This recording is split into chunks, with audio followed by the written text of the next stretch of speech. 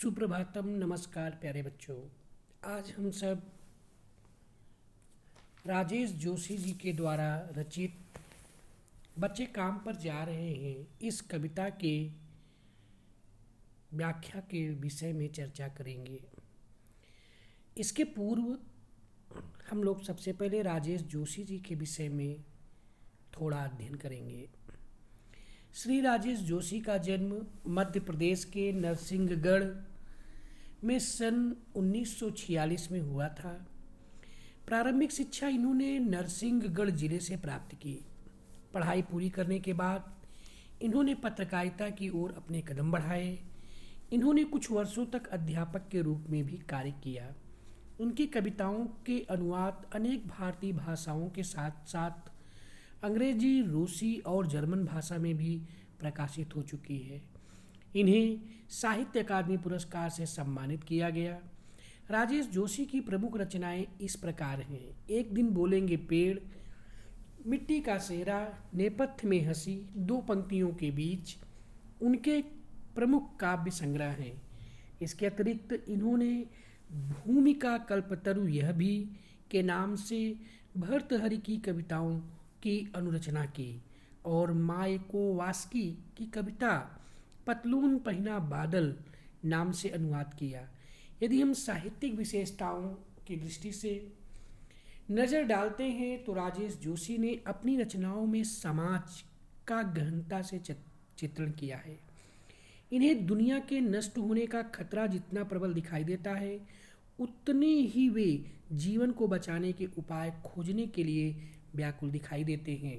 हर जगह वे मनुष्यता को बचाने के लिए संघर्ष करते रह दिखाई देते हैं। भाषा शैली की बात करें तो जोशी जी ने अपनी रचनाओं में भाषा में स्थानीय बोलचाल की भाषा और बोलियों को अपनाया है। उनके द्वारा प्रयुक्त प्रत्येक शब्द अपनी सार्थकता और भावाभिव्यक्ति को प्रकट करने में सक्षम है। छंदमुग्ध होते हुए भी उनके काव्य में लयात्मकता का गुण विद्यमान है। तत्सम तद्भव शब्दों के साथ साथ उर्दू फारसी के शब्दों का भी उन्होंने सफलतापूर्वक प्रयोग किया है। इस तरह से राजेश जोशी जी के जीवन परिचय से संबंधित सूक्ष्म अध्ययन करने के बाद इनके द्वारा लिखी गई जो इनकी प्रसिद्ध कविता है, जो कि बाल मजदूरी, बाल शोषण से संबंधित है कि बच्चे काम पर जा रहे हैं, आइए इस कविता का अध्ययन करते हैं। कोहरे से ढकी सड़क पर बच्चे काम पर जा रहे हैं। सुबह सुबह बच्चे काम पर जा रहे हैं। हमारे समय की सबसे भयानक पंक्ति है यह। भयानक है इसे विवरण की तरह लिखा जाना चाहिए इसे सवाल की तरह। बच्चे काम पर जा रहे हैं। प्रस्तुत पद्यांश राजेश जोशी द्वारा रचित कविता बच्चे काम पर जा रहे हैं से लिया गया है। राजेश जोशी की वैचारिक समझ तथा जीवन निष्ठा कठिन संघर्ष में भी अपना पक्ष जानती है। आज के समय में जब बच्चों के चेहरे से उनका बचपन छिन सा गया है, जरूरत ने उनके हाथों में कलम की जगह काम पकड़ा दिया है। राजेश एक प्रश्न उठाते हैं ऐसे समय में कि आखिर क्यों बच्चे काम पर जा रहे हैं। कहने का तात्पर्य यह है कि जाड़े की ठिठुरन भरे दिनों में जबकि सड़क कोहरे से ढकी हुई है, सुबह सवेरे बच्चे काम करने के लिए जा रहे हैं। यह कविता की सूचनात्मक पंक्ति है कि कोहरे से ढकी सड़क पर बच्चे काम पर जा रहे हैं। सुबह सुबह बच्चे काम पर जा रहे हैं। हमारे समय की सबसे भयानक पंक्ति है यह भयानक है, इसे विवरण की तरह लिखा जाना चाहिए। राजेश जोशी जी आगे बताते हैं कि हमारे समय अर्थात वर्तमान समय की सबसे बड़ी सूचना बच्चों के काम पर जाने के विषय में है।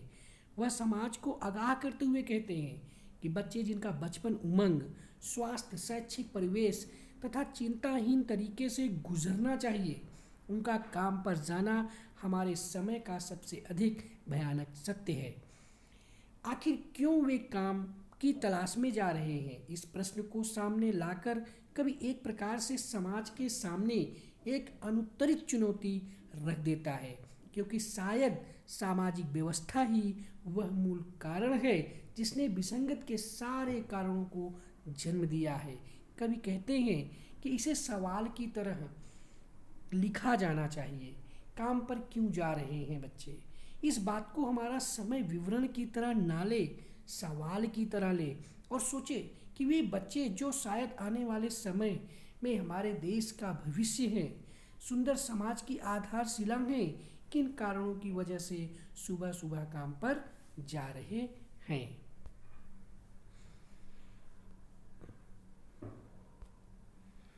क्या अंतरिक्ष में गिर गई है सारी गेंदें?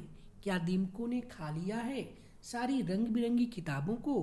क्या काले पहाड़ के नीचे दब गए हैं सारे खिलौने? क्या किसी भूकंप में ढह गई है सारे मदरसों की इमारतें? क्या सारे मैदान, क्या सारे बगीचे, क्या इस दुनिया में सब एकाएक खत्म हो गए हैं? कहने का तात्पर्य यहाँ पर राजेश जोशी जी का यह है कि क्या दुनिया भर की सारी गेंदें अंतरिक्ष में गिर गई हैं? क्या सारी रंग बिरंगी किताबें दीमक खा गए हैं? क्या सारे खिलौने इस काले पहाड़ के नीचे दब गए हैं? क्या भूकंप ने गिरा दिया सारे स्कूलों की इमारतों को? क्या सारे घरों के आंगन, बगीचे और खेल के मैदान एकाएक इस दुनिया से लापता हो गए हैं? कभी समाज से पूछता है कि ऐसा क्या हुआ जो बच्चे स्कूलों में, घरों में, खेल के मैदानों में दिखाई पड़ने चाहिए, जिनके हाथों में किताबें, गेंदें और खिलौने होने चाहिए, उनके हाथों में काम पकड़ा दिया गया है और वे जाड़े की सर्दी में ठिठुरते हुए काम पर जाते हुए सड़क पर दिखाई दे रहे हैं। तो फिर बचा ही क्या है इस दुनिया में? कवि राजेश जोशी जी कहते हैं कि जिस समाज व्यवस्था ने बचपन को ही मार दिया है, तो उसके पास बचा ही क्या है? कितना भयानक होता अगर ऐसा होता। भयानक है, लेकिन इससे भी ज़्यादा है कि सारी चीज़ें हब्स मालूम, पर दुनिया की हजारों सड़कों से गुजरते हुए बच्चे, बहुत छोटे छोटे बच्चे काम पर जा रहे हैं। कि कहने का तात्पर्य यह है कि राजेश जोशी जी बताते हैं कि जिस समाज व्यवस्था ने बचपन को ही मार दिया है, तो उसके पास बचेगा ही क्या? लेकिन वस्तु स्थिति यह नहीं है। वह कहता है कि दुख इस बात का है कि दुनिया भर की सारी चीज़ें वैसी ही पड़ी हुई हैं, सुरक्षित हैं, लेकिन उन्हें, उन बच्चों को जिन्हें इन चीज़ों की ज़रूरत है, नहीं मिल सकती। क्यों? क्योंकि वे इन्हें पाने के आर्थिक सामर्थ्य से शायद वंचित हैं। और यही कारण है कि सब कुछ रहने के बावजूद हजारों सड़कों पर बहुत छोटे छोटे बच्चे काम पर जा रहे हैं, जैसे दुनिया ने रोटी और रुपए की तलाश में श्रम करना ही उनकी नीयत बना दिया है। इस तरह से यहाँ पर बच्चे काम पर जा रहे हैं। राजेश जोशी जी के द्वारा जो ये रचित कविता है, इसका सूक्ष्म रूप में हम लोगों ने इसे संबंधित व्याख्या के विषय में अध्ययन किया। आज के लिए बस इतना ही। धन्यवाद।